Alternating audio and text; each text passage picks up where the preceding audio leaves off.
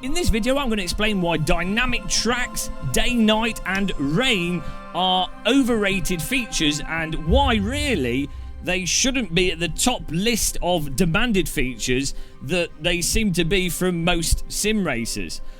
By the end of this video, you're either going to completely agree with me or you're going to have smashed your keyboard against your forehead in frustration. No in between, completely binary agreement or disagreement. Either way, it should be a nice fun video with a little bit of driving and talking. Fasten your seatbelts and let's go. Thanks everybody for using my Fanatec and Amazon affiliate links in the video description when buying bonkers sim racing equipment. It's what enables videos like this to be made, so maybe for everyone's sake, stop using them. In order to discuss this subject properly, I thought there'd be nothing more appropriate than a peak British summer race at Brands Hatch in a Mini Cooper S. So we're starting at the back, the AI is on about 95% difficulty, and hopefully by the end of this I will have made a good argument and we'll also have won the race. Though probably not, because it's actually quite tricky driving in peak British summer conditions. So, let's get going and let's get talking. First of all, if you're wondering how I've got rain in Assetto Corsa, we are using the latest beta of Shader Patch. Get that, it's absolutely incredible. I mean, look at this. And we are, of course, using the latest version of Soul. But that is about it. Install it, away you go. You're then driving in the British summer properly. Put your sun cream on because you might get burnt. This is incredible. Look at the little spray coming off the wheels there. And look at my complete lack of visibility. No wonder there's so many accidents on the motorways in the UK.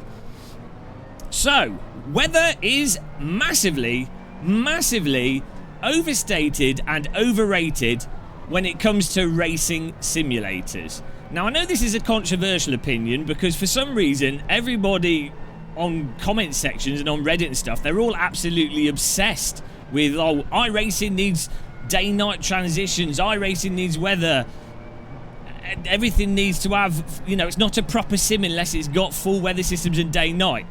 I get it. If you want to do like endurance racing and longer races, day-night and weather definitely makes sense, and that is the only time where I think it really does make sense. When it comes to the bulk of racing online that most people do in a simulator, you have to keep in mind that the vast majority of people can't do like even 5 laps cleanly.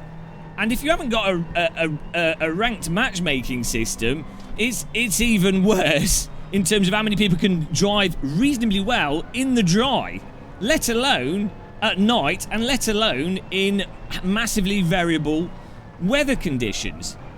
But, you know, let's assume that you've got a ranking system in your sim, like the new Race Room ranking or even something like iRacing.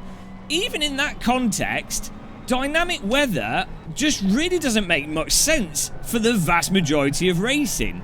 And that's because the vast majority of racing is normally sprint races where you're doing 15, 25, 30-minute races. And that's, to be honest, in most classes of car that your average person is capable of racing to a decent standard, takes a pretty decent amount of skill to do that well in the dry and do that without having any mistakes or accidents. Again, once you've got the weather in there, it just makes it harder. In addition to that, the fact of the matter is, if you're starting the race in the wet, you're literally just driving in worse conditions. You're effectively just having mushy tyres and sloppy handling. So you're basically going, oh yes, I'd rather just drive and race with a worse simulator. It's like, it doesn't really make any sense. Like there is like a bit of fun in driving in the wet. It's different, so you know it's fine. There's a nice different thing there. But if you're already starting on a wet track, as you would be when it comes to doing a sprint race, you're just choosing to drive with a more slippy, worse track. Now, as I say, I do think that weather and dynamic weather and the full day-night stuff does make sense when it comes to longer races, but you really have to be getting to like 30+ minute races with 1 or 2 pit stops at least before weather and more dynamic tracks really starts to make sense from a gameplay perspective, because the really compelling part of weather and the interesting part of weather is that dynamic component of where it's drizzling a little bit but you're on slicks, and then you have to make a tactical decision. Do I pit and change tyres to wet tyres, or when do I do that, and how does that affect the overall strategy in the context of the whole race? Or if you're doing like an endurance race on the Nordschleife, oh, half the track's wet, half of it's dry, do we swap it? And again, how does that affect the overall strategy of the race and the planning with that and that sort of tactical component? So it actually does add a lot to the nature of racing. But again, when you think about the vast majority of people sim racing, most people have jobs and lives and they just don't have time for this sort of actual endurance races. And most online racing, even in iRacing, the most popular series are all sprint races. You don't even have a pit stop. So what is the point of a developer doing massive, significant, taking away a significant amount of development time from stuff like ranking systems or fundamental features to implement massively complicated weather systems that also have a massive amount of complexity when it comes to graphics and how it affects everything else? What is the point of the developer spending all their time and effort on that for something that, for the vast majority of sim races and the vast majority of racing, objectively just makes the racing worse, makes the driving worse? It doesn't make any sense. It just doesn't make any sense. And I don't know why. Well, I do know why. But I don't know why so many people are obsessed with the whole dynamic weather thing. And the reason why I say I do know why is because visually and on a gimmick sense, it does look absolutely incredible. And if you're racing against AI, you know, and you just want to jump in casually, it is nice. It's nice as an experience. It's a nice thing to experience. But that leads me to why the wet weather system that you've got in Shader Patch, for example, what we're using here, or the wet weather that you would typically find in the older racing simulators, where, you know, it's not really fully affecting the track dynamically, and it's not really like a legit hyper-realistic weather system in terms of the way it affects physics, but it's enough that you get the gimmicky visual experience which looks incredible, and you can enjoy that, and you can go, oh, that's what it kind of looks like in a real car to drive in terrible weather. You can get that without the developer having to go too crazy. And primarily for single player games, this is where I think single player and racing against AI in a sort of role-playing sense of, oh, this is what it's like to drive in the wet, that's where the wet weather really comes into things and does make sense, because, you know, it's more just sort of like a general experience rather than you're actually putting a lot of time into racing and you're actually trying to enjoy the simulation, the sort of raw simulation component of wet weather driving. I'm going to put the HUD elements on here. Oh no, I've lost them. There we go. With lap 4-5. So yes, the wet weather racing is, I don't know why people are, as I said, I do know why people are obsessed with it, but they shouldn't be. They shouldn't be obsessed with it. It's massively overrated. I think it's taken away a lot from other games where the developer could have put time into something else, and people need to shut up about wet weather. However, Soul Shader Patch, look at this. What's bonkers with this is, look at the, oh, I've totally messed that. Look at the raindrops on the windshield. I'm going totally into the graphics here. I'm so shallow. The raindrops on the windshield in this are simulated. When you turn left and right to move around, it's like that Drive Club on the PlayStation 4 that had a really nice rain. And look at the smearing and stuff. Oh my god. So, though I do think wet weather is massively overrated in many ways, the what you've got from it with the Assetto Corsa, with the shader patch, it just makes perfect sense, especially with the nature of a lot of people doing cruising in Assetto Corsa and more casual stuff.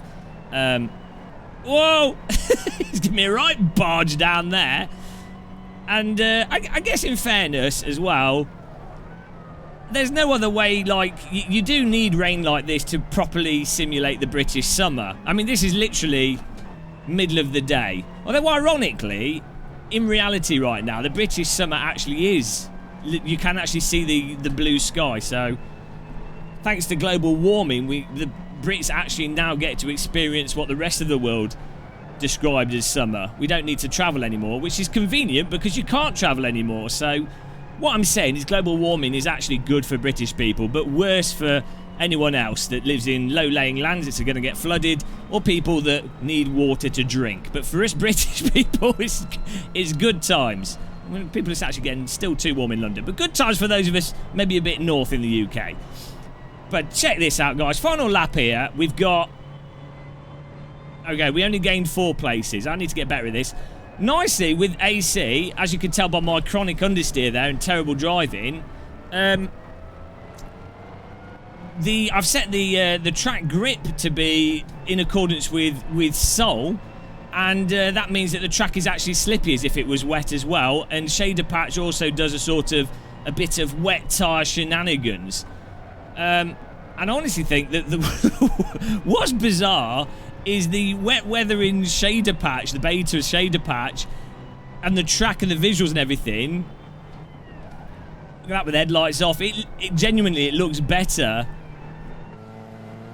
It looks better. Firework display.